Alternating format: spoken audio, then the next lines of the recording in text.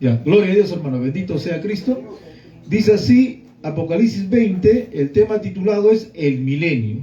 Dice, vi a un ángel que descendía del cielo con la llave del abismo y una gran cadena en la mano, y prendió al dragón, la serpiente antigua, que es el diablo y Satanás, y lo ató por 1000 años. Dios bendiga su palabra, bendito sea Cristo. Tome asiento, hermano, alabando al Señor. Alabado sea Cristo. El milenio. El milenio, hermano, se encuentra en el libro de Apocalipsis. El único libro en toda la Biblia donde se habla del milenio es en el libro de Apocalipsis, en el único capítulo 20, ¿correcto? Ahora, en cuanto a este tema del milenio, hermano, hay diferentes explicaciones, hay diferentes interpretaciones, hay 4 interpretaciones que se dan, ¿correcto? El libro de Apocalipsis lo desarrollan escuelas de teología y la interpretan de 4 maneras. Ahora, primeramente queremos dejar claro algo, que las interpretaciones de esta parte de Apocalipsis no son relevantes como la salvación por gracia, ¿correcto? Como la divinidad de Cristo, ¿correcto? Entonces, pero son temas, hermano, que nos alientan a seguir adelante, ¿ven? Son temas que nos alientan a continuar. Gloria a Dios, hermano. Entonces, la iglesia no debe de dividirse por interpretación del capítulo 20, ¿correcto? Todos somos hermanos de Cristo. Lo principal de Apocalipsis es que Cristo viene por segunda vez. Ya, en ese tema, esa doctrina es fundamental. O sea, todo cristiano cree que Cristo viene por segunda vez. Gloria a Dios, hermano. En eso estamos de acuerdo todos los hijos de Dios. Amén.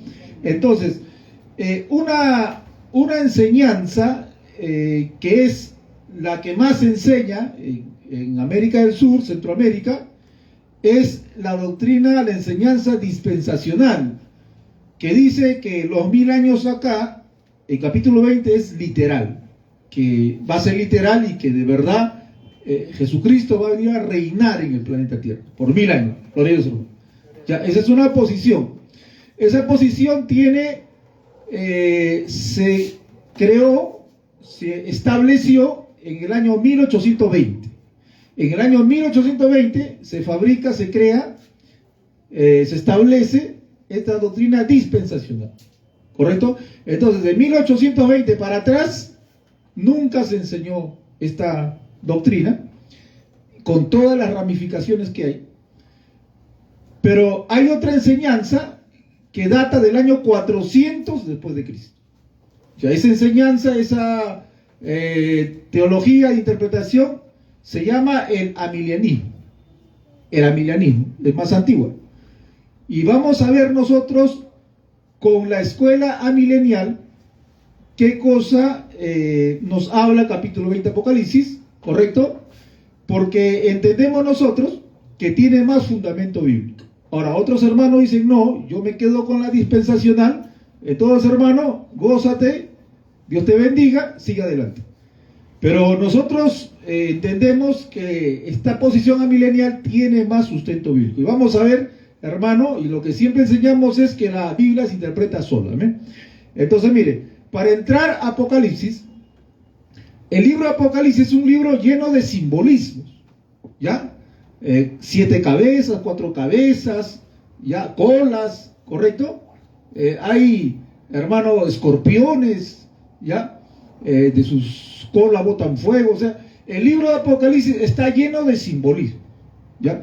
Entonces, las reglas de la hermenéutica es que tenemos que considerar, cuando nosotros agarramos un texto, no podemos darle interpretación, hermano, basándonos en ese texto solo, y mucho menos pensando, imaginando, sino que agarramos un texto y tenemos que buscar el contexto de arriba, el de abajo, y ir a los textos paralelos, e ir a todo el capítulo, a todo el libro, e ir a las cartas apostólicas, a los evangelios, y también ir al todo Antiguo Testamento. Entonces, cuando tenemos hermano, el contexto de toda la Biblia para interpretar un solo versículo, eso se llama ser responsable con el estudio de la palabra de Dios. Gloria a Dios, hermano.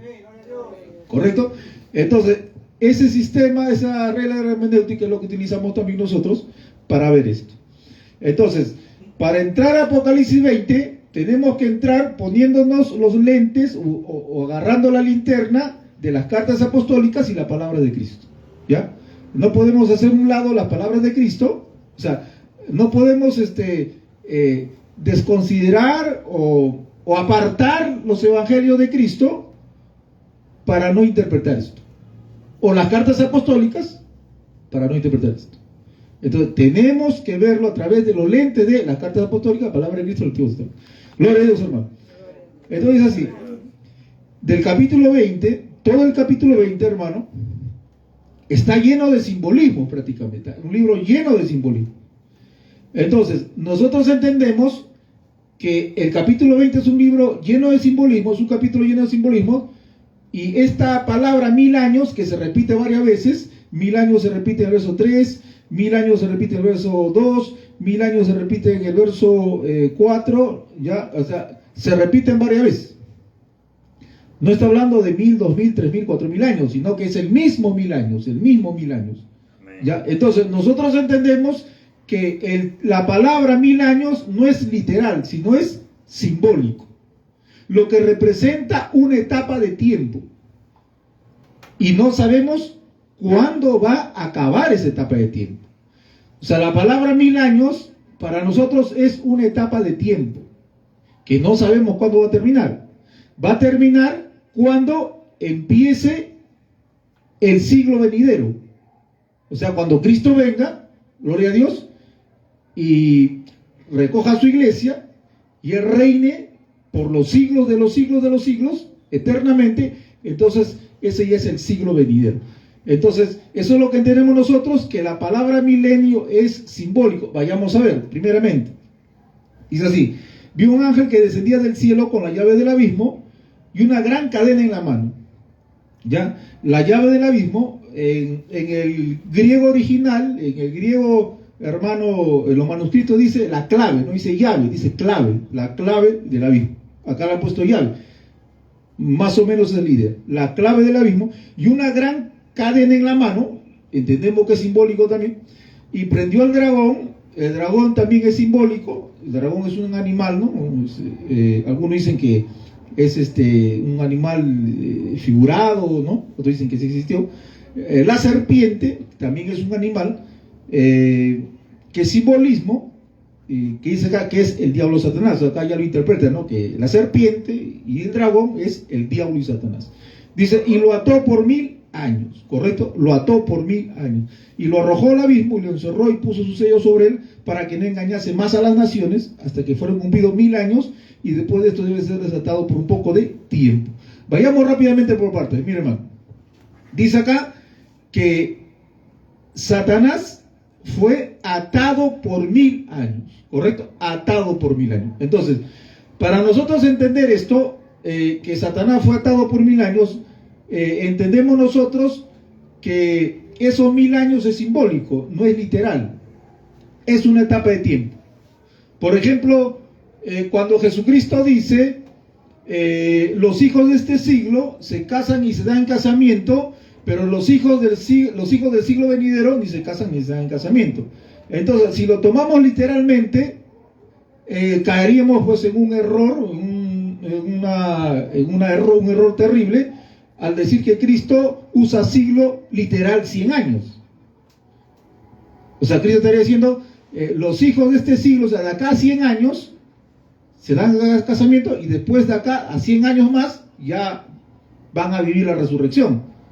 Imposible, porque ya pasó 2000 años y las cosas siguen igual. Entonces, Jesucristo, cuando dice los hijos de este siglo, no se refiere 100 años literal, sino a una etapa de tiempo. ¿Cuánto, pastor? No sabemos. No sabemos. Porque todavía la gente se casa y se da en casamiento, ¿no? Claro, entonces Jesucristo nos dice, por ejemplo, vayamos a Lucas 20, 35, al Evangelio según San Lucas. 20, rápidamente, cómo Cristo utiliza esta palabra.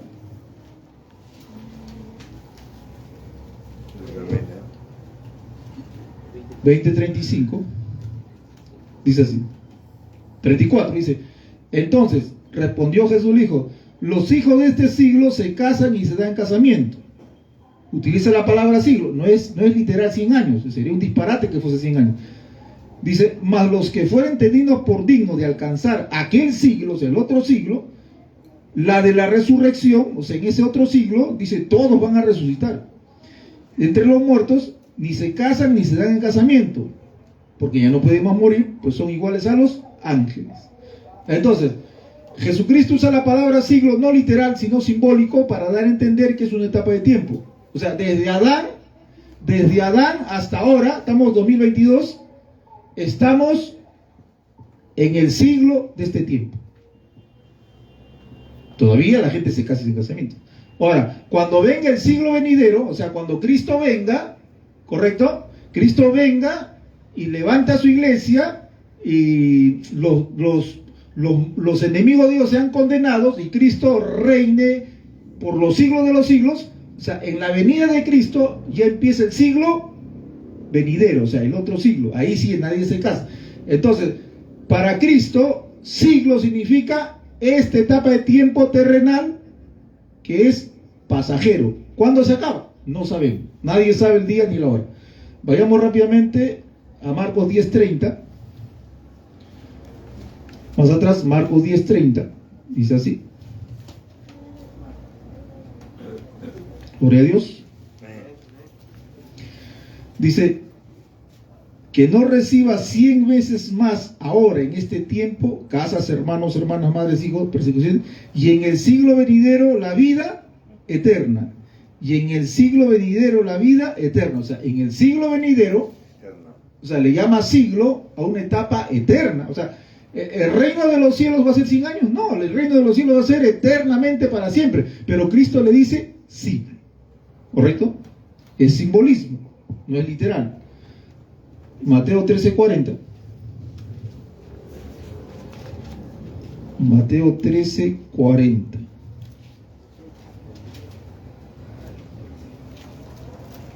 Dice así: de manera que como se arranca la cizaña y se quema en el fuego, así será el fin de este siglo. O sea, dice, cuando venga Cristo y se lleve a su iglesia y mande a los pecadores al infierno, dice, así será el fin de este siglo. O sea, cuando Cristo venga, ¿se acaba este siglo de 100 años? No, es una etapa de tiempo que no sabemos hasta cuándo va a durar.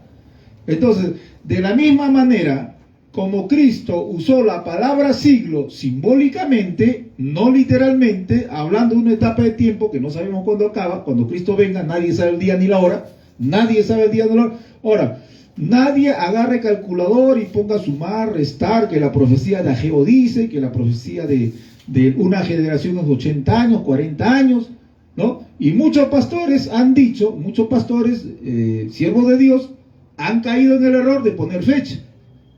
Ahora último Aldusi, pastor Aldusi, que es un pastor muy conocido, él también puso fecha. Y dijo, Cristo viene en tal año. Y después salió y pidió disculpas. ¿Se da cuenta? No hay que poner fecha. ¿Cuándo acaba este siglo presente? No sabemos. Nadie sabe el día ni la hora. Gloria a Dios, hermano. Amén. Es igual. El milenio dice, el milenio es una etapa de tiempo que no sabemos cuándo acaba. Ahora estamos en el milenio. Ahora estamos en el milenio. ¿Correcto? No sabemos cuándo acaba esa etapa, acaba esa etapa de tiempo. Y dice la palabra, volvamos a Apocalipsis rápidamente, 20, dice así: en ese milenio, dice, Satanás fue atado, ¿no? Fue atado. Entonces, igual, cuando dice que Satanás fue atado en este siglo, en este milenio, tenemos que ir a la Biblia, a preguntarle a la Biblia, ¿cuándo fue atado Satanás? Entonces la Biblia te va a responder. Gloria a Dios, hermano. Tenemos que ir, hermano, a Mateo. Bendito sea Cristo. Mateo 12:28.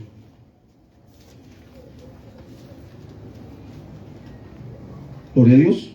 Dice así. Tú le preguntas a la Biblia, ¿cuándo fue atado el diablo? Y la Biblia te responde. Dice, pero si yo, por el Espíritu de Dios, echo fuera demonios, ciertamente ha llegado a vosotros el reino de Dios. Porque ¿cómo puede alguno entrar a la casa del hombre fuerte y saquear sus bienes si primero no le ata? No lo ata, lo mismo que Apocalipsis, lo mismo que dice Apocalipsis. Y entonces podrá saquear sus bienes. Gloria a Dios, hermano. Entonces, ¿qué nos dice la Biblia? Nos dice que Jesucristo ató al diablo. Lo ató. ¿En qué sentido lo ató? En sentido en que Satanás tenía, hermano, engañado a las naciones. A las naciones, ¿correcto? Pero cuando Cristo vino, ya, Él ató a Satanás para saquear sus bienes.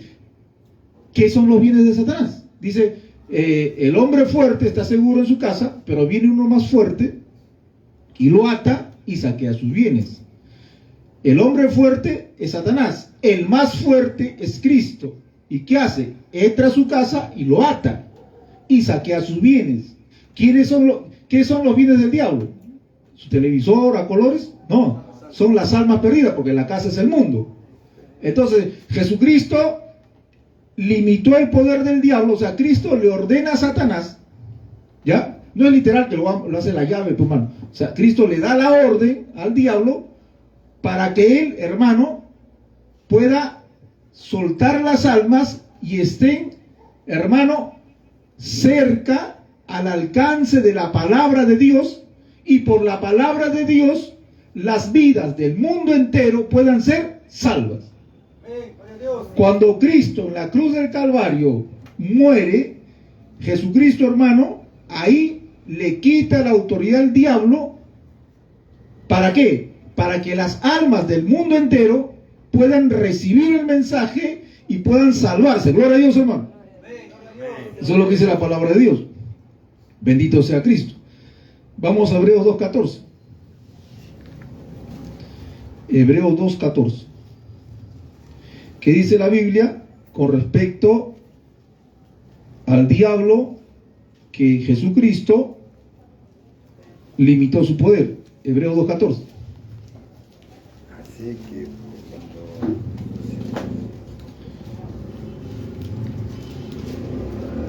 dice así. Así, por cuando los hijos participaron de la carne y la sangre, él también, Jesucristo, participó de este cuerpo humano, para destruir por medio de, escuchen, para destruir por medio de la muerte, ¿ya?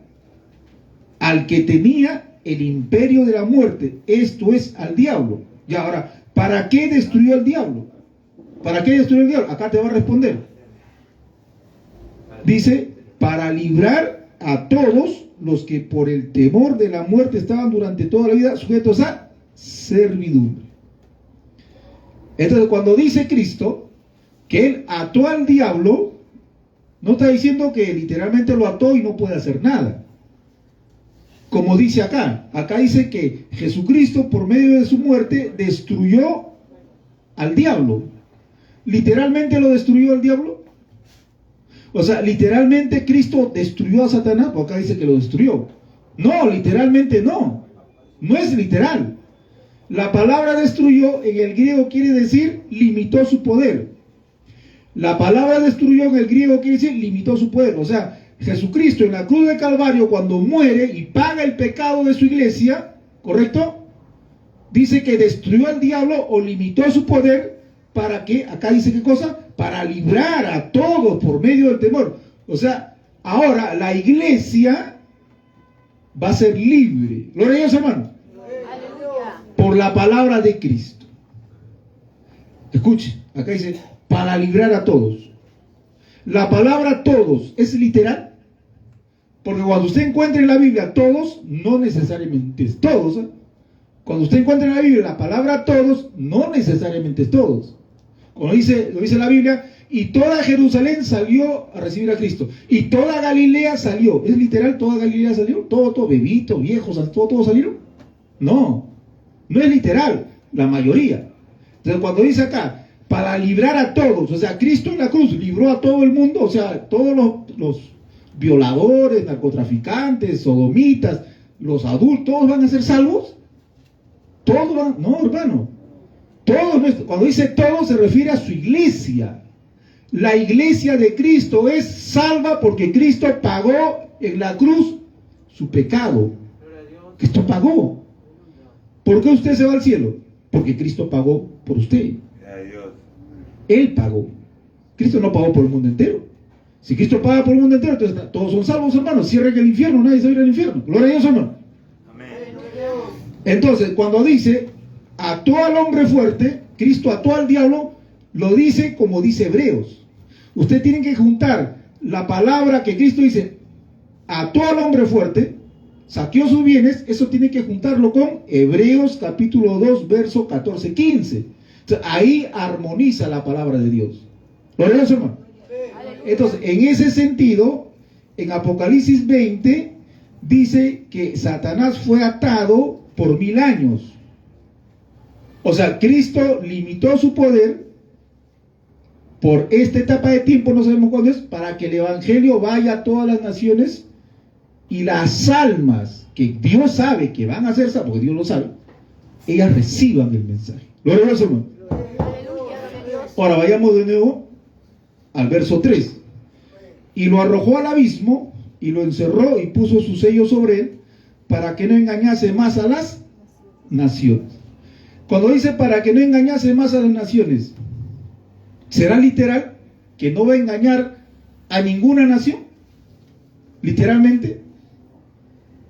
Si nosotros entendemos eso, entonces nadie estaría engañado. Nadie estaría engañado, ¿correcto?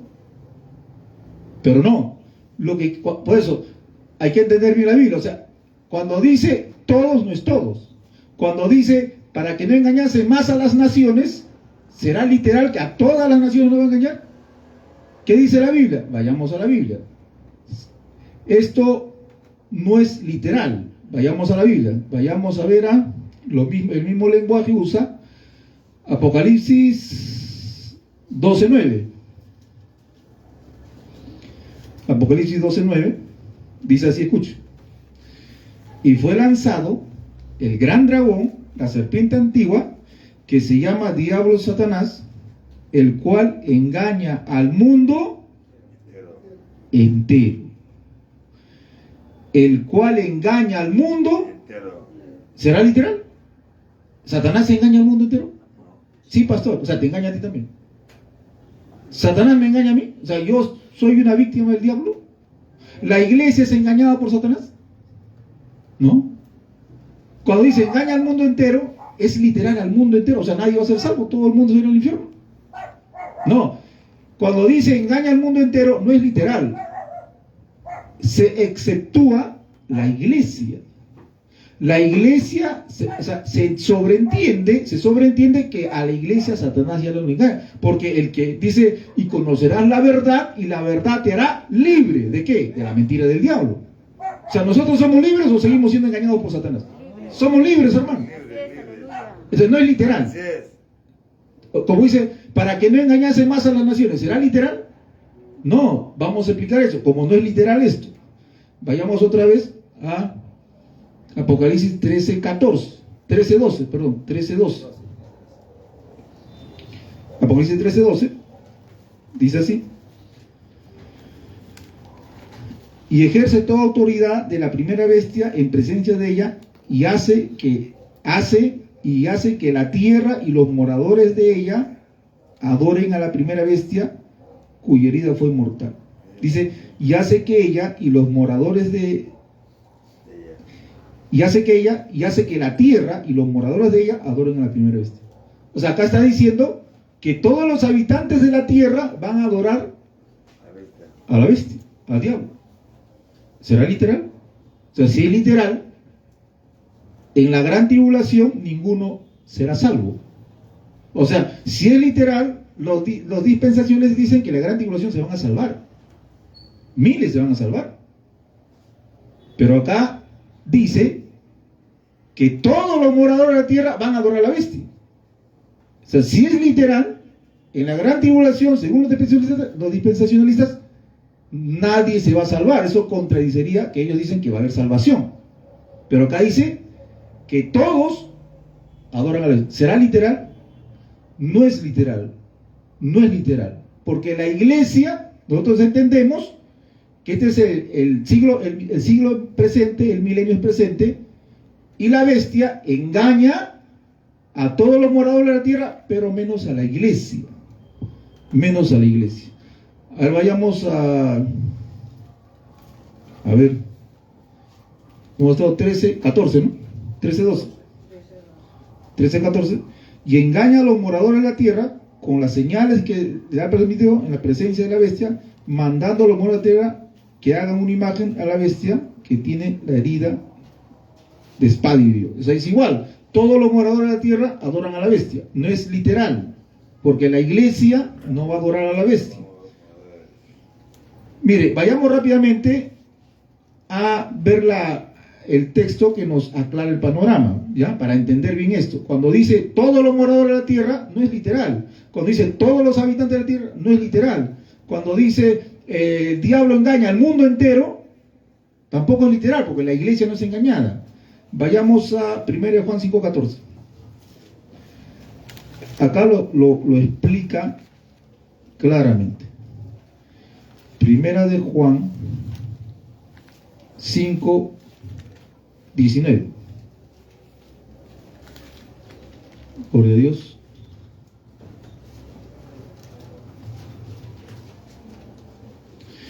Dice, sabemos que somos de Dios. ¿A quién está diciendo esto? A la iglesia.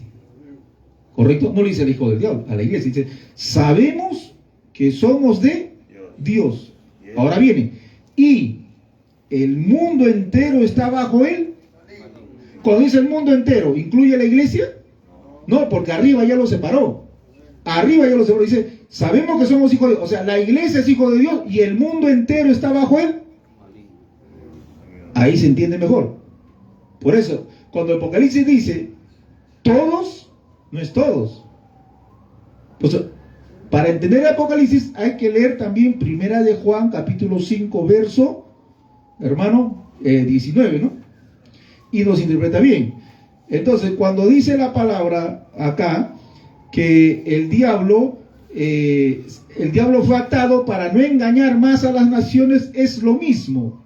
Lo que quiere decir que Cristo ató a Satanás, limitó su poder para que no engañase más a las naciones. ¿En qué sentido? En que todas las naciones van a tener la posibilidad, una puerta abierta para que entre el evangelio.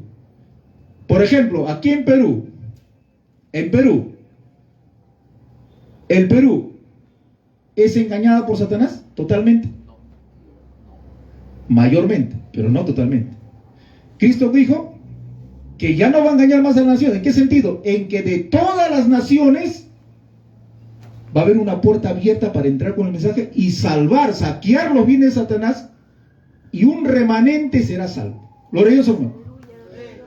De Ecuador, de Argentina, de Brasil, de Chile, de Perú, de México, de África, de Inglaterra. África es un continente, ¿no? De los países africanos. O sea, todos los países ahora tienen una puerta abierta para que la palabra entre y salga un remanente libre. Por eso dice que no va a engañar a todas las naciones en el sentido absolutamente. Aleluya, gloria a Dios. Siempre va a haber un remanente de todas las naciones. De todas las naciones. Gloria a Dios, hermano. O sea, para que Satanás no engañe más totalmente, absolutamente a todas las naciones, sino que la palabra entre y rescate a la iglesia, que es un pueblo pequeño. Gloria a Dios. Eso es la interpretación parafraseando. Parafraseando quiere decir que de todas las naciones Satanás no lo va a engañar absolutamente, sino que como fue limitado su poder, Cristo en la cruz destruyó al diablo en el sentido que limitó su poder.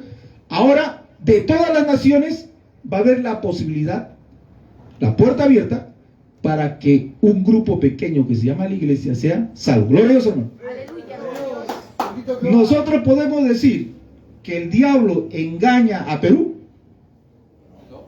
¿Absolutamente? No. No, porque en Perú hay iglesia, pues, ¿o no? ¿Nosotros qué somos?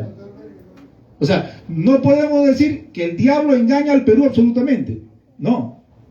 Pero sí podemos decir, en sentido figurado o simbólico, que el diablo engaña al Perú. ¿Me entiende? ¿Por qué? Porque la mayoría de peruanos son pecadores. Aleluya. Usted no dice ese pueblo de...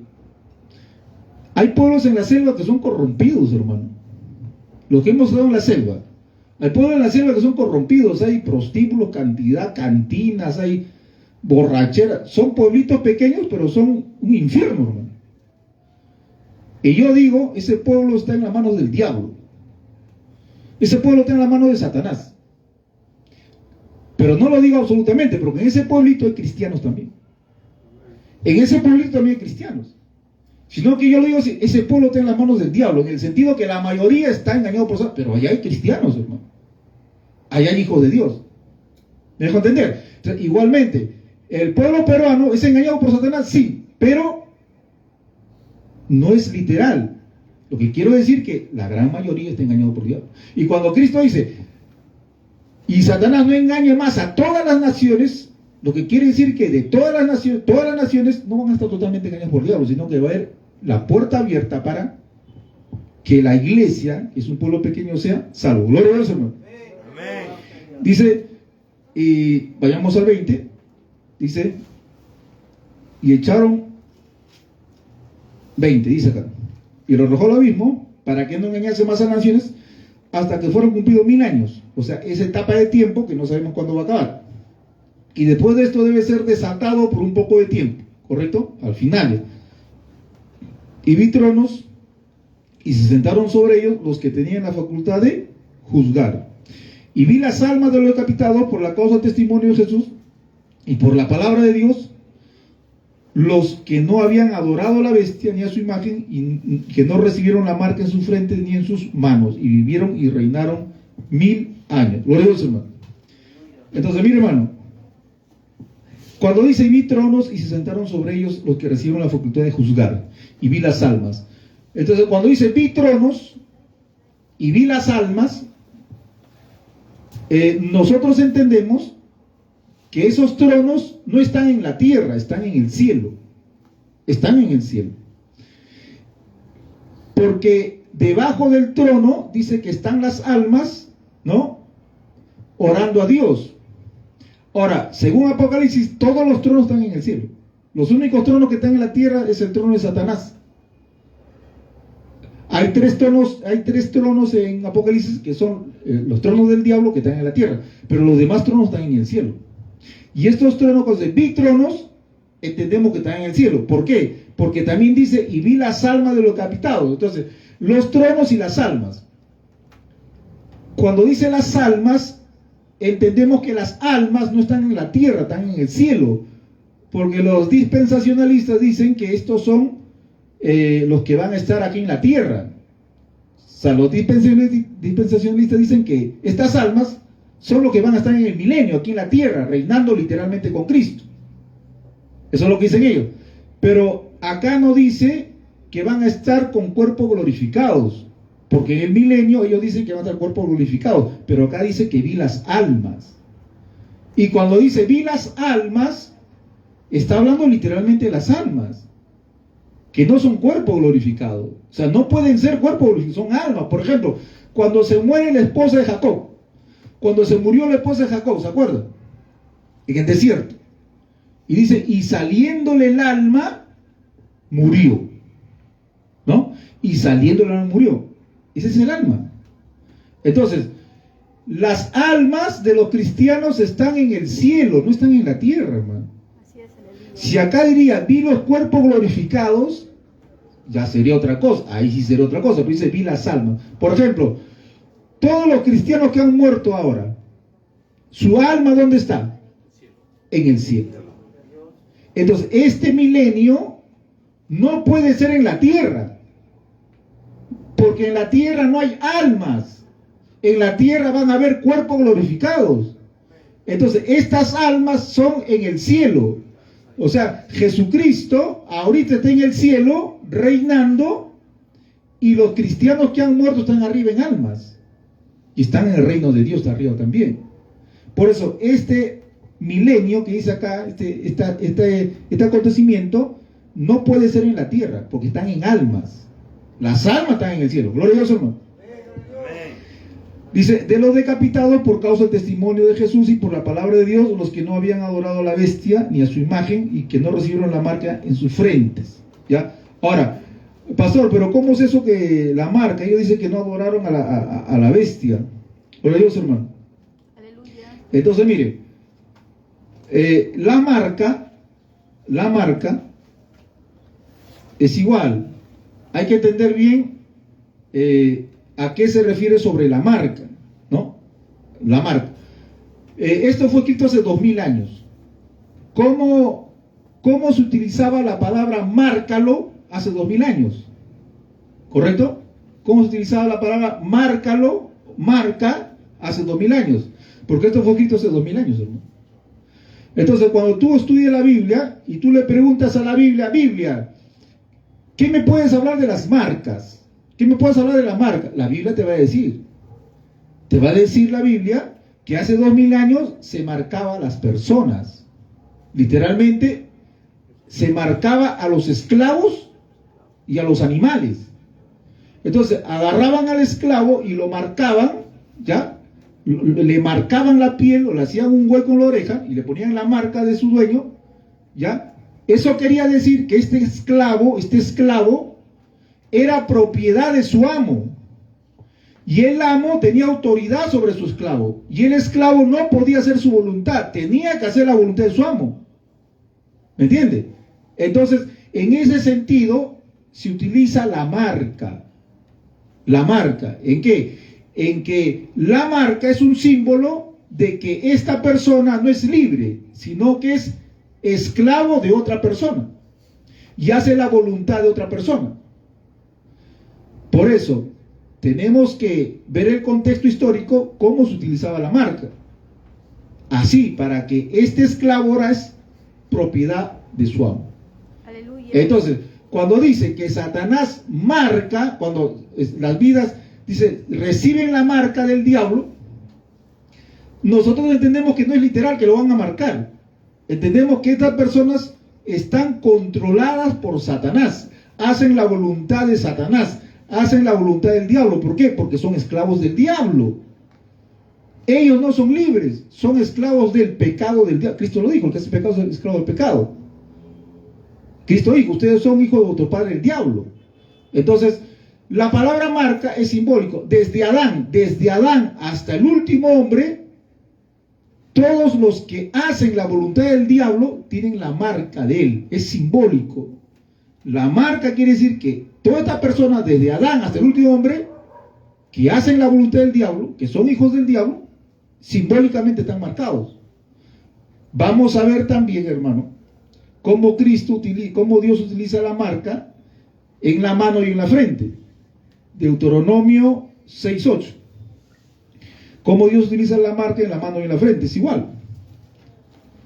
Pues decimos que la Biblia se interpreta sola. Deuteronomio 6:8. Por Dios, hermano. Dice así. La palabra de Dios dice, verso 6: y estas palabras que yo te mando hoy estarán sobre tu corazón. Las palabras son la ley, 613 mandamientos. Las repetirás a tus hijos, hablarás de ella en tu casa, andando por el camino al acostarte, cuando te levantes. ¿Qué le vas a hablar? La palabra, la ley. Dice, y las atarás como una señal, ya, como una señal, una marca, en tu mano, y estarán como frontales entre tus ojos, o sea, acá, entre tus ojos acá, ya, acá en la frente, entre tus ojos y en tu mano. ¿Qué cosa? La palabra de Dios, la ley de Dios. Es similar que Apocalipsis. Apocalipsis dice, y recibirán la marca en la frente y en la mano, ¿correcto? Acá dice que Dios le dice que tienen que tener como señal en su frente, entre sus ojos y su mano, la ley de Dios. Es lo mismo. ¿Qué está diciendo Dios? Que estos 613 mandamientos tienen que estar en tu frente, entre tus ojos. Literal, ¿hay que amarrar los 613 mandamientos en la cabeza? No. En tu mano también. Literal, ¿vas a amarrar todos los 613 mandamientos? Tampoco. Lo que quiere decir Dios es que esta ley tiene que estar en tu mente. Tiene que gobernar tu mente. Y si tu mente está lleno de la ley de Dios, tu voluntad va a ser sumisa a la ley de Dios. O sea, en tu vida va a mandar la palabra de Dios. Ya no tú, sino Dios por su palabra. Y en la mano quiere decir que vas a obrar. La mano quiere decir que con la mano se hace obra. Que con tu mano vas a obrar. O sea, si tu mente está llena de la palabra, tú vas a vivir por la palabra y tus acciones van a ser de acuerdo a la palabra de Dios, a la voluntad de Dios. Aleluya. Esa es la marca, la señal, ¿no? Para el Hijo de Dios. Por eso, cuando nos dice el libro de Apocalipsis, y no recibieron la marca, lo que recibieron la marca, por la Biblia entendemos que Dios decía que esta ley esté en tu mano y esta ley esté en tu frente. Quiere decir que la palabra Dios gobierne tu mente, tu vida. Y cuando dice Apocalipsis que los que recibieron la marca en su frente, en su mano, es lo mismo. Lo que quiere decir para nosotros, según estos textos bíblicos, es que esta gente no va a ser marcada literal, sino que su mente y su mano son gobernados por el diablo, la voluntad de Satanás. Gloria a Dios, hermano. Aleluya. Ahora, nosotros también tenemos, también Dios nos habla ahora a su iglesia que tenemos una marca. ¿Qué cosa es? El sello del Espíritu Santo. Dice la palabra, Efesios 1:13, rápidamente. Efesios 1:13. Usted va a ver que a la iglesia Dios le dice que los ha marcado, no con fierro caliente, sino con su Espíritu Santo. Efesios 1:13 dice así: en él también ustedes, habiendo oído la palabra de verdad, ¿ya? Ese día que escuchaste la palabra, el evangelio de la salvación, ese día que fuiste salvo. Dice, y habiendo creído en él, ese día que creíste en él, dice, fuiste, ¿qué cosa? Sellados, marcados, lo mismo, con el Espíritu Santo de la promesa. ¿Cuál es la marca del Hijo de Dios ahora? El Espíritu Santo de Dios que mora, habita en tu corazón. Esa es la marca. Pues el que no tiene la marca de Dios, no se va con Cristo. Aleluya. ¿Y cuál es la marca de Dios? ¿777? ¿333? No, es simbólico. La marca de Dios ahora es el Espíritu Santo que mora, habita en nuestro cuerpo. Y la marca del diablo, el 666, ¿qué es? Es simbólico, lo que quiere decir que el diablo controla su mente y sus acciones. Gloria a Dios, hermano. Alabado Dios, aleluya. Entonces, vamos a Apocalipsis 20 rápidamente. Dice así. Y vi las almas, de lo que ya hemos visto, que las almas están en el cielo, no están en la tierra. Por la palabra de Dios. Los que no recibieron la marca, ya vimos la marca. Dice, ni en su mano. Y vivieron y reinaron con Cristo 1000 años. ¿Correcto? Ahora, dice así. Cuando dice vivieron, y vivieron, como están en almas, no están muertos. Tienen vida. Tienen vida.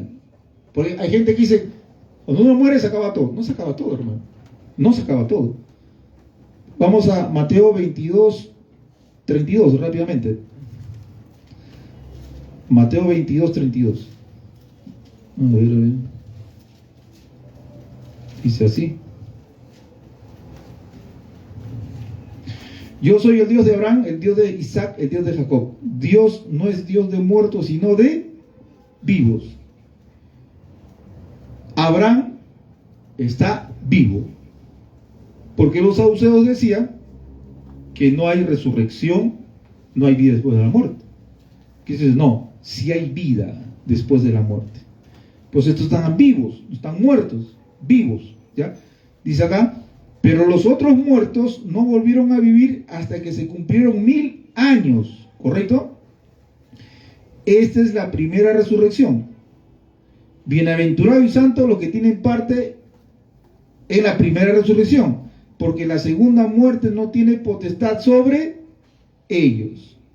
Entonces, algo dice, pastor, pero acá habla de primera resurrección, segunda muerte. Entonces, ¿eso quiere decir que hay primera resurrección, segunda resurrección, tercera, cuarta? No, no quiere decir eso. No quiere decir primera, no quiere decir que hay primera resurrección, segunda, tercera ni cuarta. Gloria a Dios, hermano. Aleluya. Vayamos a ver lo que dice, hermano, sobre la palabra primera. Cuando en la Biblia Dios utiliza la palabra primera, en estos textos, no se refiere a orden correlativo, 1, 2, 3, 4, 5, 6. No, no se refiere.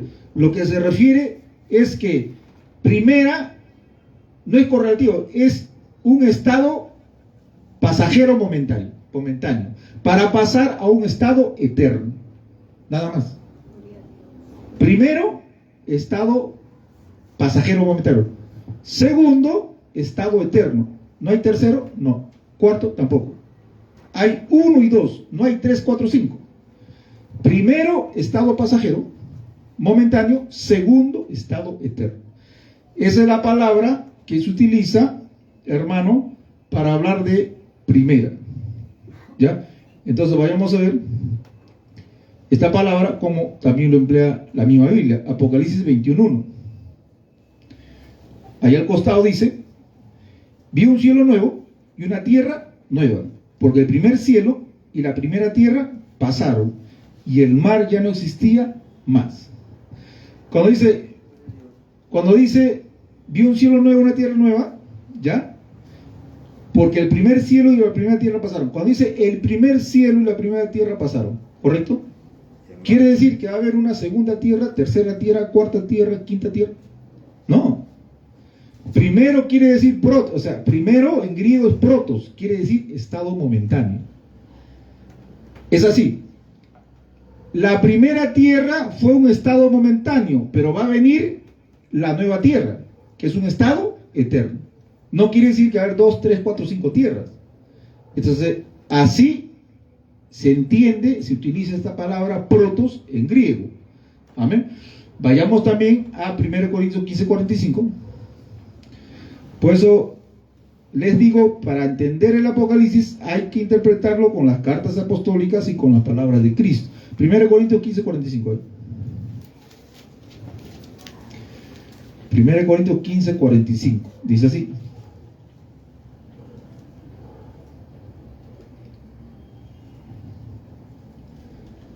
dice, así también está escrito, fue hecho el primer hombre, Adán, alma viviente, y el postero Adán, espíritu vivificante. ¿Correcto? O sea, el primer Adán representa al hombre, pues. Ya, el segundo Adán es Cristo. ¿Ya? Representa a un estado eterno. O sea, en Cristo tenemos vida eterna, con un cuerpo glorificado. Entonces, el primer Adán, ¿correcto?, es de la tierra. El segundo Adán es espiritual, Cristo. ¿Quiere decir que va a haber tercer Adán, cuarto Adán, quinto Adán? No es correlativo. Primer Adán, pasajero, momentáneo, porque esta carne es pasajera, momentánea. Primer Adán, momentáneo. Segundo Adán, eterno. O sea, no es correlativo. Son dos posiciones, pasajero y eterno, nada más. Gloria a Dios, hermano. También habla del nuevo pacto, ¿no? El pacto antiguo pasó, pasajero, momentáneo, ahora viene el nuevo pacto que Cristo hizo con su iglesia. Va a venir tercer pacto, cuarto pacto. No. O sea, es primero pasajero y segundo eterno. Gloria a Dios, hermano. Entonces vayamos a Apocalipsis de nuevo para entender esto. Dice así: bienaventurado santo el que tiene parte en la primera resurrección. La segunda muerte no tiene potestad sobre él. Entonces, la primera resurrección es un estado pasajero. La segunda es un estado eterno. Por ejemplo, nosotros cuando estábamos en pecado, dice la Biblia, estábamos muertos en delitos y pecados. Gloria a Dios, hermano. Ya, muertos. Pero Cristo dice, nos dio vida nueva. Cristo nos resucitó a una vida nueva. Esa es la primera resurrección. La primera resurrección es cuando una persona se arrepiente de su pecado, recibe a Cristo, ¿ya? Y Cristo lo ve muerto, Cristo lo perdona, lo justifica, lo santifica, lo resucita a una vida nueva en Cristo. Esa es la primera resurrección. La primera resurrección es que tú hayas recibido a Cristo para ser salvo. Por eso dice, el que participa en la primera resurrección, la segunda muerte no tiene poder sobre ella, sobre esa persona. ¿Por qué? Porque nació de nuevo, es un hijo de Dios. Vayamos a los textos. Colosenses 3.1. Rápidamente, Colosenses 3.1. Colosenses 3.1. Gloria a Dios, hermano. Y así. Si pues habéis resucitado con Cristo, buscad las cosas de arriba. Cuando Pablo le dice a la iglesia, ¿has resucitado con Cristo? ¿Estaban resucitados ahí con cuerpos glorificados? No. Estaban con de carne y hueso. Pero le dice, si pues habéis resucitado con Cristo. O sea, le está diciendo, a ustedes Dios les ha dado vida. Ustedes estaban muertos, eran cadáveres espiritualmente hablando. Pero cuando se arrepintieron, Dios los resucitó. Esa es la primera resurrección. La primera resurrección es ¿qué cosa? Que una persona tenga vida, porque Cristo le da vida al pecador, al muerto. Gloria a Dios, hermano. Lo perdona, lo santifica. Esa es la primera resurrección. La segunda muerte no tiene poder sobre esa persona. Gloria a Dios, hermano. Vayamos rápidamente a ver Colosenses 2:12. Sepultados con él en el bautismo, en el cual fuisteis también resucitados, fuisteis resucitados con él, simbólicamente, ¿no? Mediante la fe en el poder de Dios que levantó a los muertos. Y a ustedes, estando muertos en pecados y en la circuncisión de vuestra carne, él os dio vida juntamente con él. ¿Correcto? Maravilloso. Perdonando. Estábamos muertos y él nos dio vida. ¿Qué pasó? Si el muerto tiene vida, ¿qué hubo? Resurrección. Espiritualmente. Gloria a Dios, hermano. Pues la primera resurrección es pasajera. ¿Por qué? Porque están en almas. En almas. La segunda resurrección, que es eterno, va a ser cuando el alma entre al cuerpo glorificado. Porque van a resucitar los muertos, dice Cristo.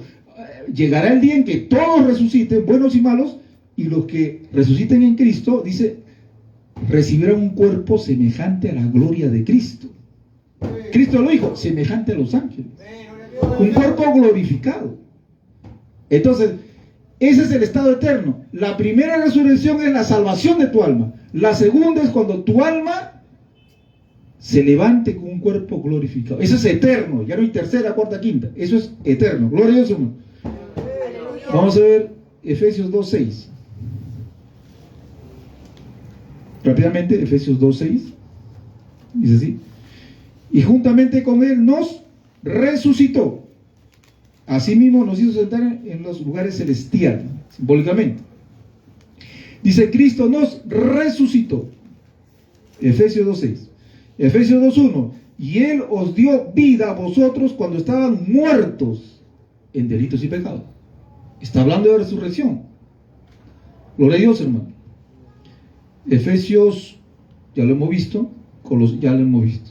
Ya. Entonces, hermano, cuando dice el libro de Apocalipsis, en capítulo 20 del milenio, dice, bienaventurado y santo el que tiene parte en la primera resurrección, o sea, cuando recibe la salvación de su alma, vive, nace de nuevo, resucita de nuevo en Cristo, dice, esas personas tienen la potestad, tienen la bendición de que la segunda muerte no tiene potestad sobre ellos, sino que serán sacerdotes de Dios y reinarán con Cristo 1000 años. 1000 años es una etapa de tiempo. Mire, hermano, entonces, primera resurrección, reciban a Cristo, son salvos. Si se mueren así, se van en alma al cielo. Están reinando arriba con Cristo. Están reinando. ¿Cuánto? 1000 años. Es una etapa de tiempo. No sabemos cuándo va a terminar. Cuando Cristo venga. ¿Ya? Ahora, la primera muerte, correcto, todas la vamos a participar. Los pecadores también. En esa primera muerte, los pecadores están en almas en el infierno. Están en almas en el infierno. Pero cuando venga el juicio del gran trono blanco, esas almas de los pecadores también van a resucitar y van a ser lanzados al lago de fuego ya con un cuerpo ya. Un cuerpo que Dios le va a dar. Ese estado va a ser eterno. Por eso, el que participe de la primera resurrección no va a participar de la segunda. La segunda es lanzarlos al lago de fuego. Gloria a Dios, hermano. La iglesia no va a ser lanzada al lago de fuego porque la segunda muerte no tiene poder sobre los que han nacido de nuevo, han resucitado primero. Gloria a Dios, hermano. Bendito sea Cristo. Entonces, eso es lo que nos revela la palabra de Dios de acuerdo a las cartas apostólicas y de acuerdo a las palabras de Cristo. Ahora, rápidamente vayamos a la gran batalla. Dice, y el diablo saldrá a engañar a las naciones que están en los 4 ángulos de la tierra. O sea, cuando se acabe esta etapa, dice, Satanás va a ser suelto. O sea, esa disciplina que le puso Cristo, o ese poder limitado que le dio Cristo al diablo, Cristo se lo va a quitar. Porque eso lo detiene. ¿Qué detiene al diablo para que engañe a todas las naciones como antes? ¿Así? Él tenía la libertad. Pero cuando esa libertad le sea quitada, por eso dice el libro de Tesalonicenses capítulo 2, dice que hay algo que al presente lo detiene. Cuando esa libertad le sea quitada, cuando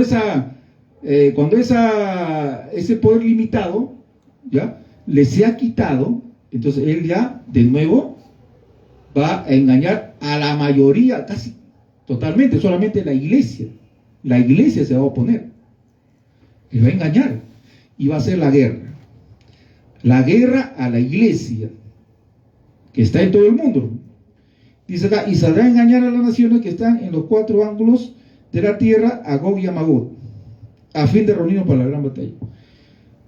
¿Dónde queda Gog y Magog? Hay muchos estudiosos que dicen que Gog y Magog es Rusia, otros dicen que es China, otros dicen que es Turquía, no sé, hay bastantes posiciones. Pero ¿qué dice la Biblia acá? Vamos a leerlo bien. Dice, y saldrá a engañar a naciones que están en los 4 ángulos de la tierra, a Gog y a Magog. Cuando dice 4 ángulos de la tierra, está hablando de todo el planeta Tierra. No está hablando de una nación específica, no está hablando geográficamente de una nación, no. Está hablando de todo el planeta Tierra. O sea, saldrá a engañar al globo terráqueo. Los 4 ángulos, abarca todo. O sea, Satanás va a volver a engañar a la 99.99% a la gran mayoría de todo el globo de la Tierra. Pues también dice en Mateo 23 creo que es, o 24 vamos a ver, Cristo dice lo mismo. Mateo 23, 24 vamos a ver. Dice así. Gloria a Dios. Acá dice 31, 24, 31. Y enviará a sus ángeles con gran voz de trompeta a Jesucristo en la segunda venida, y juntará a sus escogidos, ¿qué cosa dice? De los 4 vientos, desde un extremo del cielo hasta el otro. ¿El arrebatamiento de la iglesia va a ser en una nación nomás o en todo el globo de la tierra? Va a ser en todo el globo de la tierra. Pues acá dice lo mismo. Y juntará a sus escogidos de los 4 vientos, o sea, de los 4 ángulos, norte, sur, este, oeste, ¿ya? De los 4 ángulos, de los 4 vientos, desde un extremo del cielo hasta el otro. O sea, la segunda venida de Cristo va a ser de los 4 ángulos, 4 vientos, norte, sur, este, oeste, totalmente de la venida de Cristo, el arrebatamiento va a ser en todo el planeta Tierra. Igualito, Gog y Magog no es una nación, está hablando simbólicamente de todo el planeta Tierra, porque Satanás va a volver a tomar casi todo el poder del planeta Tierra para hacer guerra a la iglesia y a Cristo. Pero Cristo desciende, ¿no? Y acá dice ya el desenlace total, que dice, y subieron sobre la anchura de la tierra y rodearon el campamento de los santos, el cual, y la ciudad amada de Dios descendió fuego del cielo y lo consumió. El pueblo santo ahora no es Israel, el pueblo santo es la iglesia. La iglesia es el pueblo santo, la nueva Jerusalén, la Sión celestial, la tierra nueva, ahora es la iglesia. Jesucristo, dice la Biblia, que de judíos y de gentiles Dios hizo un solo pueblo que se llama la iglesia. Si un judío se arrepiente, un israelita se arrepiente, pasa a la iglesia de Cristo. Si un chileno se arrepiente, pasa a la iglesia de Cristo. Si un africano se arrepiente, pasa a la iglesia de Cristo. Si un israelita de nuevo se arrepiente, pasa a la iglesia de Cristo. El pueblo de Cristo ahora es la iglesia. Satanás va a perseguir a la iglesia, que simbólicamente es la Israel espiritual, la Jerusalén, la nueva Jerusalén, la Sión celestial, es lo mismo. Y el diablo que lo lanzaba, dice, fue lanzado al lago de fuego y azufre, donde estaba Satanás, estaba la bestia, el falso profeta, y serán atormentados día y noche. Gloria a Dios. Entonces, esto es lo que entendemos de acuerdo a los textos de las cartas apostólicas, la palabra de Cristo. Gloria a Dios, hermano. Hay un texto que dice que Jesucristo dice que llegará hora en que todos los muertos oirán la voz de Dios. Dice todos. Juan 5:28, vamos a ver rápidamente para terminar. Dice: no se maravillen de esto, porque vendrá hora cuando todos los que estarán en los sepulcros oirán su voz. Y acá lo detalla, este es literal, lo detalla. Los que hicieron lo bueno saldrán a resurrección de vida, mas los que hicieron lo malo a resurrección de condenación. Esto es literal. Una sola resurrección. Unos para vida eterna, otros para muerte. Entonces esto es lo que nosotros podemos entender según la argumentación bíblica. Gloria a Dios, hermano. Entonces, mire, la gente dice, yo converso con impíos pecadores y me dicen, si Dios tiene poder, ¿por qué no chapa al diablo, lo elimina, ya, y vivimos todos felices? Para que te emborraches con libertad. Escúchame, yo le digo, Dios tiene un plan, un proyecto, y va a hacer eso, pero no cuando a ti te dé la gana, no cuando tú digas ahora, no. Dios tiene un plan, y sí, Dios va a agarrar al diablo y lo va a lanzar al lago de fuego, pero no solo, con todos sus discípulos, y tú eres un discípulo del diablo. Si lo sigues, acabarás con él. Por eso Dios espera, tiene paciencia. Dios no que se demora, sino que Dios es paciente para que las almas se salven. Gloria a Dios, hermano. Dios nos ha abierto la puerta a todas las naciones para predicar esta palabra. Salgamos a evangelizar, a predicar y a dar testimonio con nuestra vida. Porque si nos comportamos hipócritamente, ¿qué va a decir la gente? ¿Para qué voy a tu iglesia? ¿Para ser como tú, hipócrita? Fuera de acá. ¿No? Mal testimonio. Vivamos la palabra y salgamos a evangelizar. Gloria a Dios, hermano. El reino de los cielos que se extienda. Nos ponemos de pie, bendito sea Cristo, hermano. Alabado sea el Señor. Padre Santo, Dios mío, mira cada vida, Señor, que nos están escuchando por las redes sociales. Toca los corazones. Salva las almas, Dios mío. Te pido por mis hermanos, Señor, que estén preparados para dar testimonio. Para que sean tus siervos. Sí, Señor, en el nombre de Jesús. Para que prediquen esta palabra sabiendo, Señor, que el tiempo es corto. El tiempo se acaba. La vida se acaba. Que tomen la carga de evangelizar, de predicar, de dar testimonio. Y que el reino de los cielos siga extendiéndose en este planeta Tierra. Gracias, Señor. Amén. Amén. Gloria a Dios. Acá nosotros.